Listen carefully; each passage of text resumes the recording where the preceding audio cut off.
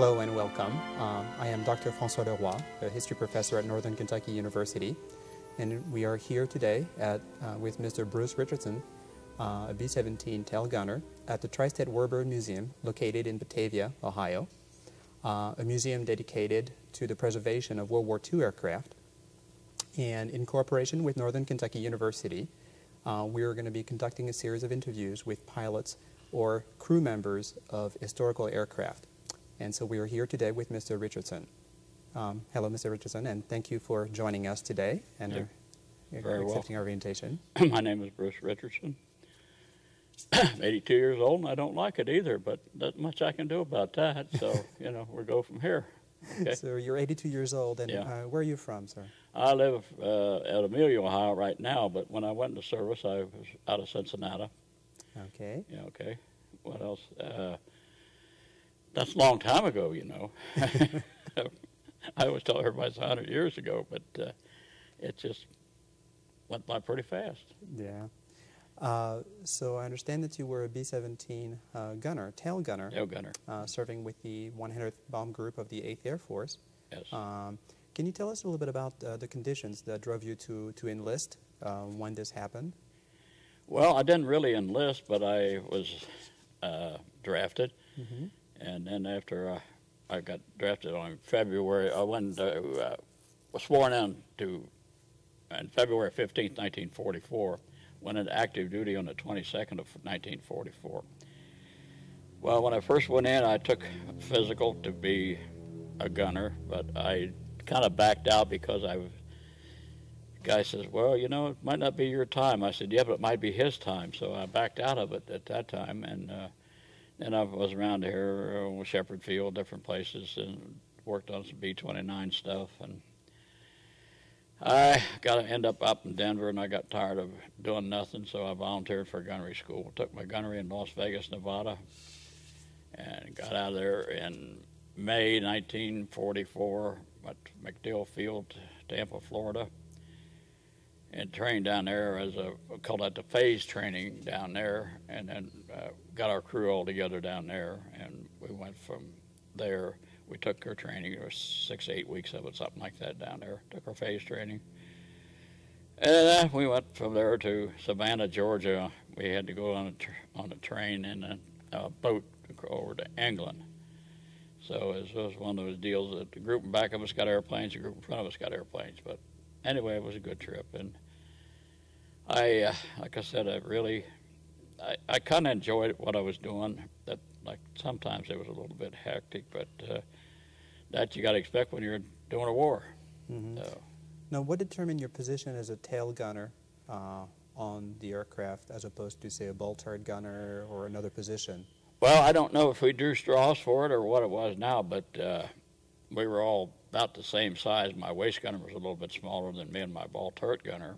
So I guess it just, I don't know if a pilot give us the okay to do this or that, or we said, you go here, you go there. You know, mm-hmm. It's one of those things that you really didn't have much control over. So you were, actually when you were training in the gunnery school, you didn't even train for a tail gunner. Mm-hmm.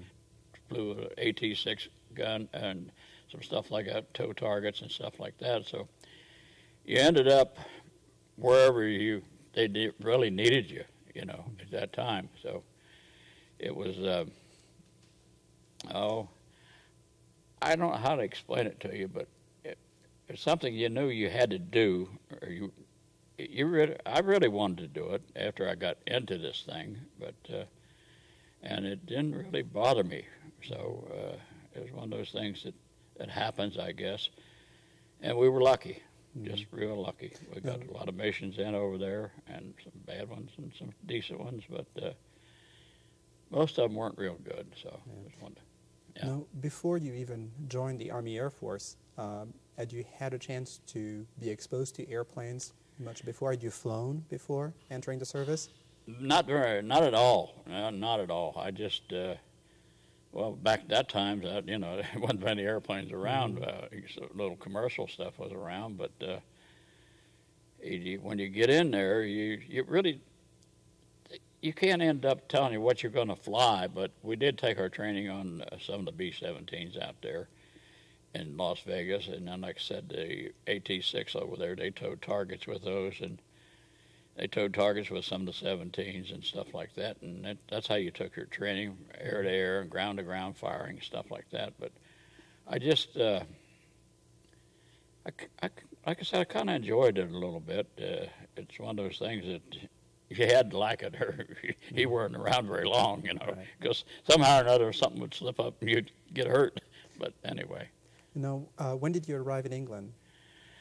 I arrived in England probably May 1944, and we went to a little town over there called the Wharf. They took the enlisted men went to this little town, and the officers went to another place. But anyway, the scuttlebutt was that around the Wharf there, don't get called to the 100th Bomb Group because that's a no-no. First thing out of the back box, about a week or 10 days over there, they're going to schools and stuff, and one morning they called us all out there, and Richardson, 100th Bomb Group. I said, thanks a lot.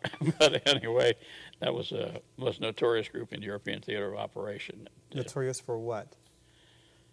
Well, they claimed that the guys surrendered their airplane, and when you surrender your airplane, why you drop your wheels, and when the Germans got up alongside, they escorted them into their airfield. Why the guys opened fire on them and shot the airplanes down. So then the Germans was really supposed to be really after us. Our airplane had a big square D on the tail of it. So they said when the hunter's up, the rest of the group don't have to worry about a thing because the Germans are after the hundreds all the time. So that was one of the things. And we lost three complete groups before I got over there. Now we lost 883 men out of our bomb group alone, 229 B-17s. So that's a lot of, and the war in Europe lasted 27 months. So that's a pretty good ratio. But I was one of the lucky ones. Now, can you vouch for the fact that the Germans really were particularly vindictive and really isolated or specifically targeted bombers of the 100th Group? I kind of think they were, because they kind of was around all the time anyway. Let's put it that way. Now the fighter planes, you had a gun, you got a little recourse there to fight back with them. But the worst thing about it was the flak, and of course you had no control over that. But if the fighter would come up on your tail, you could fire away at him and stuff like that. But you didn't. I got one proble. And the guy said, well, how do you get a proble? I said, well, when 100 people shooting at him, it's kind of hard to distinguish who really brought him down, see? But my waist gunner got one, and my ball turret gunner got one. So my waist gunner got a distinguished flying cross for kicking some bombs out of the bomb bay all across Germany. It hung up and stuff like that. But it's kind of hard, like I said, to see who really got the airplane. So. You got to have a lot of eyes in there to get a confirmation on it. So that's the way it was. Now, how many missions did you fly? I got 33 in. My Lucky Bastard certificate says 33. I belong to the Lucky Bastards Club. But I got credit for two more for the Russian shuttle run I made to Warsaw, Poland, Russia, to Foggia, Italy, back to England. So I got 2 for that. So I really end up with 35 missions, but like I said, my Lucky Bastard certificate says 33. Can you tell us a little about this Lucky Bastard certificate? Well, it's the guys that made it through. That's about all I can say to it, If you didn't make it through, you didn't get one of them, Of course, you had no use for one because you were dead, You didn't make it through. So, but when you finished up, they give you that little certificate. It's upstairs here now, with a little piece of paper, all done up in some kind of English. But anyway, it's kind of good to have, It's know that you've accomplished a little bit in your life. Now, the B-17 you flew was already awaiting you in England. So was it a particular aircraft that had already flown a number of missions with another crew? Yes, our first airplane was a Varga Venus, and it belonged to another group. But our first mission out was in ground support, St. Lo, France. We went in like 12,000 feet, and that was one. It's on the History Channel as one of the blunders because we dropped bombs on our own people, and it was lack of communications. And Omar Bradley took the blame for all that stuff. So, and then the second day mission we had out, we went to Merseburg, Germany, which they had 1,100 guns on that synthetic oil plant. Now, I went there 2 days in a row. Now, the third day, on 29th of July, 1944, we got our shot up pretty good, and we were last to get back to our base. And somewhere along the line, or somebody was looking out for us because they sent 2 P-38s up. One of them kind of nosed us back to England, and the other one kind of flew cover for us. When we went over the coast of England, you could see the people walking in the streets, but you couldn't tell if they were men or women, you know, at that time. So. But then when we landed, why, we didn't have any brakes. So we went out over the end of the runway and ditched it and over another field and another ditch and up against a tree. Well, that killed the airplane. But there's a fellow that lives right down the street, or works right down the street, owns this little business down there. His name was Frank Bushmeyer. I flew with Frank on that mission. He got shot down. That was his 34th mission. So Frank spent 9 months in the prison camp. That was my third one. So I called him one day and I said, Frank, I was on that mission. We had 147 holes in our airplane. He said, is that all? That was enough to kill the airplane anyway. And then we got the new Reluctant Dragon. That was our new airplane. And we flew it most of the time, I would say, out of 33, we got at least maybe 26, 27 missions out of it. But sometimes it would be banged up a little bit. They'd have to get it repaired, you know, and put it back in the air. You'd go on a borrowed airplane. Well, what happened about my 32nd mission, we had to get a borrowed airplane. Somebody took it to Munster, our Reluctant Dragon, and got it all shot up. And when he come back, he dropped too hard on the runway and put one of the wheel struts up through the wing, and that ruined it. So then we finished up on a borrowed airplane. But we had a brand new airplane, a brand new B-17 G. A G version, okay. And what are your thoughts about the B-17? I know that crew members tend to get attached sometimes to the particular aircraft they flew. I tell you one thing, that was a super airplane. It brought me back, like I said, many a time. I got a lot of time in that airplane. I got over 1,000 hours in it altogether, so it's just one of those deals where you lucked out if you got back. So, you know, it was just, I don't know, you've probably seen pictures of them all shot up, tails half shot off of them, wings half shot off of them, brought them back. B-24s didn't do that so good. I know there's a little bit of rivalry between B-17 and B-24 crews. Don, he flew B-24s. Yeah. But, yeah, it was one hell of an airplane, that's all I can tell you. Now, is there a particular mission that stands out in your memory that you would like to maybe to share with us? Yeah. I was up there one morning. We always rendezvoused over the White Cliffs of Dover, getting our group together. And then we went over to the Third Reich, okay? I was back in the tail. We couldn't watch out for the stuff. And Axel Sally played American music. She was our German disc jockey. And we always listened to that. And if pilot needed us, he could override the radio and get a hold of us. So, but anyway, she's going on the radio, and she said, well, good morning, Mr. Richardson. How's things in Cincinnati? I said, oh, lady, who are you talking to? And she named off our whole crew, every town they were from. Now, they had a lot of information on us that we didn't even have, you know. So that stands out pretty. And she said, welcome to the Third Reich. We are waiting for you. I said, thanks a lot, lady. But, of course, we went on to the Roar Valley that day, and we had 17 minutes of flak down that Roar Valley. So I said, she gave us a good start. I'd wake you up at 5 o'clock and 6 o'clock in the morning, you know. So that's what happened there. But that's one of the bad ones. And another one I really relate to this one. I was up in the North Sea there shooting away at a 626 jet. I'd never seen one before, but he come up on my tail, and I was banging away at him. And, of course, you're flopping around back there, you know, going like this. And he was doing the same thing, and he put the power on, down he went. Black smoke rolled out. I said, boy, I got him. I happened to look out of the corner of my eye, and there was a 109, Messerschmitt 109 come across my tail. He waved at me. Or did I wave at him?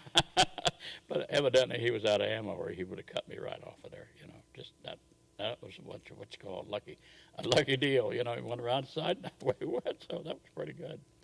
But yeah, there's several of the missions that you know you go through them. We went to synthetic oil plants. We really worked after them. Ball bearing factories, aircraft factories, synthetic oil plant factories, and stuff like that. I went to Ruhl in Germany on September 11th, 1944. We lost 100 airmen out of our group, plus 12 airplanes. That's September 11th. Mm-hmm. Now, that's when the Trade Center went down in New York, right? Mm-hmm. Okay. Now, we'd been there 2 weeks before that, never got a scratch. But they were waiting for us this time. Somebody put the word out, I guess, we were on the way. So, you know, it's one of those things. But anyway, yeah.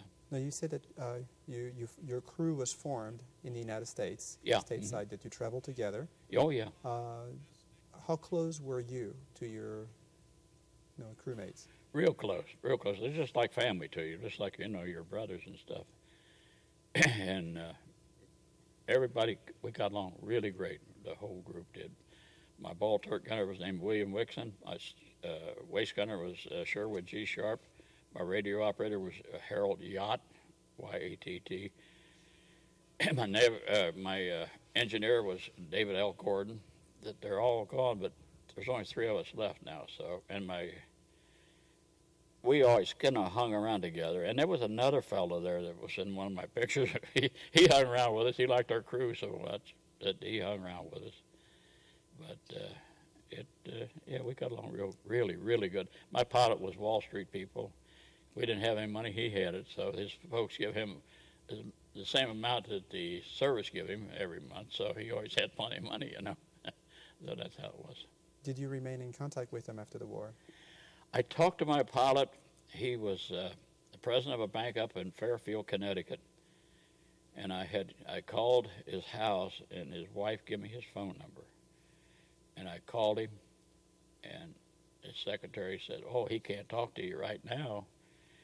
He said, "He's real busy." I said, "You tell him his old tail gunner's on the phone."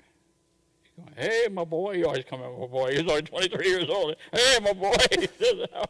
And he really wanted to go out and eat with me. But then I was working back up in there again, and I never could get a hold of him. He passed away real young. Him and my co-pilot did too. And my engineer did. He was pretty young too when he went away. So, but my radio operator was a Jewish fellow. His name was Harold Yatt, Y-A-T-T. He was a couple years older than we were. But his famous saying was, "If I ever get shot down and make it to the ground, I'm going to be the fastest Jew in Germany on a bicycle." The guy said, "Well, where's he going to get his bicycle?" I said, "He's going to steal it. Where else is he going to get it?" You know, one of those things. Mm-hmm. But that was his famous saying. But he passed away on November 11th or 5th 2 years ago. So there's only 3 of us left now. But buried my ball turret gunner 3 weeks ago out in Keokuk, Iowa, National Cemetery. 21 gun salute, the whole thing. So, but I feel real good and play a lot of golf and work at the golf course a couple days a week. And that's about the end of my story of my life. Yeah. My wife died about 10, 11 years ago, and so you know it's one of those things. But I live with my daughter. She's a decorative painter. I make a lot of stuff. I have a little woodworking shop, and it's just one of those life goes on deals, you know. Now, what do you have thoughts about as to the missions you carried out and what you think they accomplished? Well, we accomplished about 30% of them, I think, you know, because we had the Norton bomb sites. They weren't that good, and we always carried one.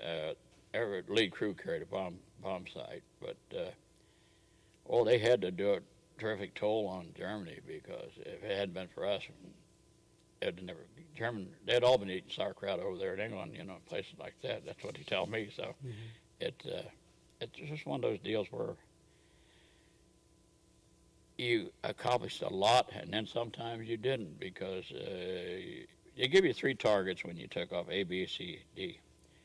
And if you couldn't get in your A target, you went to your B and your C, back and forth. And one time we missed a target 12 miles. Well, that's not real good.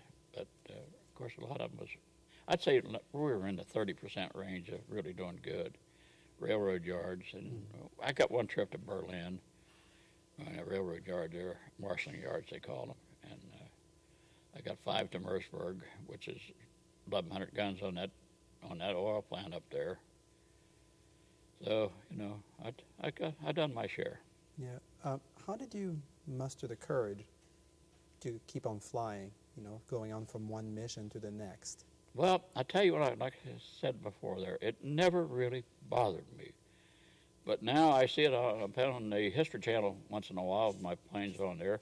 And I said, boy, I could have got hurt there, But at that time, I don't know if I was dumb enough, I didn't know any different or what, but it never really bothered me. But like I said, a lot of people lost their minds over that stuff, And it's, I guess, well, like I said, Jack Keller's a fellow out here. He lost his pilot the first trip out. He just kept losing the people. And if you don't lose anybody, I guess it kind of helps you along the way, But them Germans were nasty with them guns. They could shoot them 88 millimeters like the people down in Kentucky shoot them squirrel rifles. So anyway. And what about life on the ground when you were back from a mission and awaiting the next one? How did you spend this time?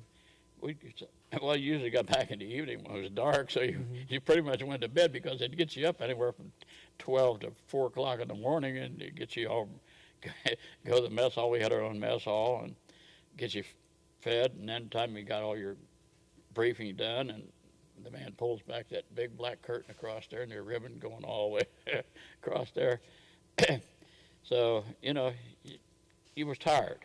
In other words, I was 20 years old when I started flying. And you're up there in all that altitude for that many hours, a lot of them 10, 12-hour days, and you had all that, had an electric suit, and you had your Mae West on, you had a flak suit on, you had oxygen mask, and all that stuff, and it kind of, it took a toll on your strength. Let's put it that way. So you didn't run around too much of that. Now, at nighttime, they would put a flag up out there. If it was mission stand down, was a big old red flag, Oh, good, yeah, we're going to town, But if you didn't get that red flag, then you pretty well went to sleep. And then, of course, you'd hear one of them buzz bombs coming over, and you go, you'd sniff down your bed. They'd come over, and they'd quit. The motor would quit. Boom! It would shake the ground for miles around there, So, but that was about all we done. A lot of days off, when we had some days off, they'd give us a box of shotgun shells, and you'd go up on the skeet range and shoot skeet and stuff like that. And for training purposes? Yes. Yeah, lead, stuff like that. But it's... Of course, my ball-torque gunner, he was used to shooting all those pheasants out there in Iowa. He was better than the rest of us. So, but he would get 24 out of 25 like that and stuff like that. But you had a little gym to work out in, mess around with it a little bit once in a while. And did you get to interact a little bit with some of the people living near the base? Yes, we had across the main road from the base, there was a lady over there who used to do our laundry, and we'd go over and sit and talk to her, and old crappy house, but it was warm in there, we'd go over and sit and talk to her, and like I said, she'd done our laundry, and we got, interacted with them. But when we wrecked the airplane on that third mission out, went through the field, went through a guy's wheat field, tore it all to pieces, but anyway, he come flying out there. He said, oh, he was raising the devil. I said, well, you get paid for everything. He said, yeah, we don't want that. We want the wheat. Well, we paid for everything we done over there. everything. If you ruined put a hole in the road, Americans paid for it. You know, that's how it was. But you know, or they were helping them out, but they didn't seem to really appreciate that a whole lot. Although, you know, a lot of them did, I guess. But anyway. Now, how was your return to civilian life? Was it easy for you to readjust to Oh yeah, peacetime? no problem. No problem. Not a bit of problem.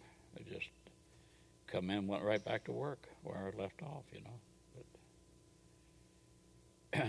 But yeah, it was wasn't that bad a thing. I don't think, you know. It was. There was days when it was really bad. I'll tell you that right now. But as far as living in England, like I said, I don't like it over there, and I didn't go back for the reunion a couple of years ago. We have our bomb group has a control tower made into a nice museum over there, and people come, thousands of people come all over the country, all over the world to look at that. So, but I have no desire to go back over there. Mm-hmm. Have you been attending your other reunions? Yes, I've been on. Oh, I just got back into this stuff in 2001. I was out to Omaha, Nebraska in 2001, and I had just had a knee replaced, and I was 5 weeks on it. I had a cane, and from there we went to Houston, Texas 2 years later, and then we went to Pittsburgh last fall, 29th of September, 205 rather, and September 29th to the 2nd of November. Mm-hmm. So, or October rather. Yeah, there's a lot of fun, but people are dying off so bad that, you know, they wanted to do a new one this year in Nashville, but they can't get it arranged in time. But when I went to Omaha, we had 578 registered veterans. Now, I went to Houston, we had 504. Well, some people didn't show up, you know, really. Now, we went to Pittsburgh this last fall. There was only 278 registered. So, but some of these people that live around here that I know belong to my bomb group didn't go. But there's, you know, they are dying off fast. Well, Mr. Richardson, it's really an honor to have shared this, for you to have shared this moment with us. That's all the time we have for today. That's fine. But thank you again very, very much for everything you've accomplished. Sure, welcome. Thank you. Thank you.